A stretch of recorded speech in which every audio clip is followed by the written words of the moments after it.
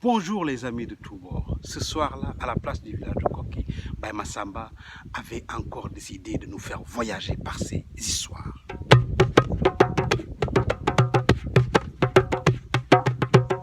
Pourquoi les chevaux ne parlent pas?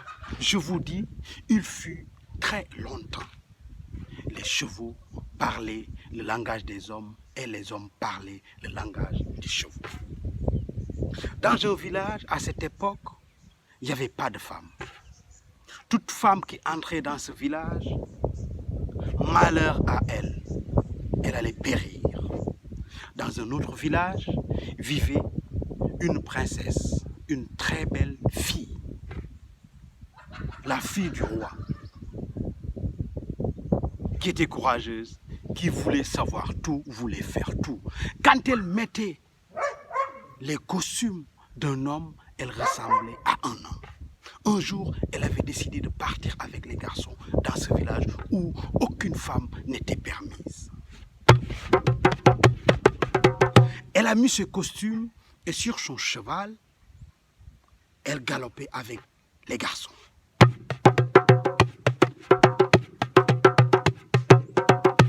À l'entrée de ce village, les fétiches ont crié « Malheur, malheur !» Dans ce village, on a senti la présence d'une femme. Malheur, si toutefois elle ne sort pas, malheur à ce village.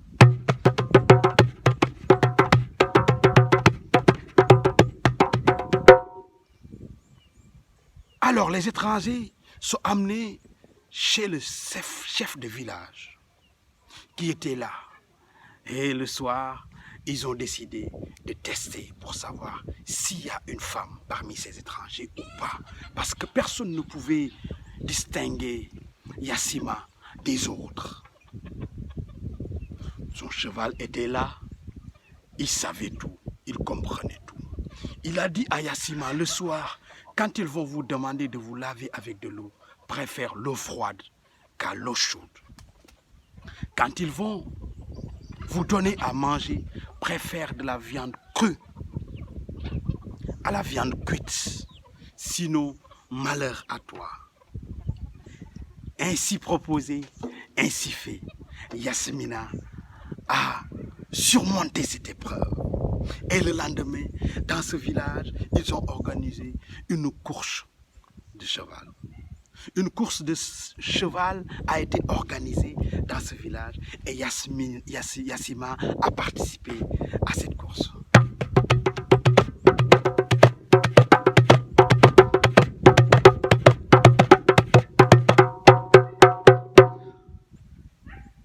Elle a gagné cette course. Elle était vainqueur de cette course. Et le lendemain, en étant vainqueur, elle s'est exhibée et malheureusement, elle a montré ses seins. Et les fétiches ont encore crié « Malheur, malheur !» et tout le monde était à la poursuite de Yassima qui courait sur son cheval.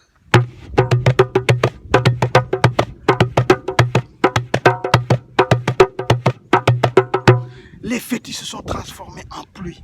Et si toutefois une gouttelette d'eau de cette pluie touche Yassima, elle va rester stérile. Et là, elle court. Son cheval avait décidé d'enlever sa peau et de couvrir Yassima pour ne pas que l'eau puisse l'atteindre. Finalement, elle a bien échappé à ça. Et le lendemain, elle était avec son père le roi et elle a raconté ses aventures sans pour autant nommer ou parler de l'aide du cheval. Le cheval qui était à côté a noté l'ingratitude de cette fille et a henni. Depuis ce temps-là, le cheval a refusé de parler le langage des hommes parce que pour lui, c'est l'ingratitude.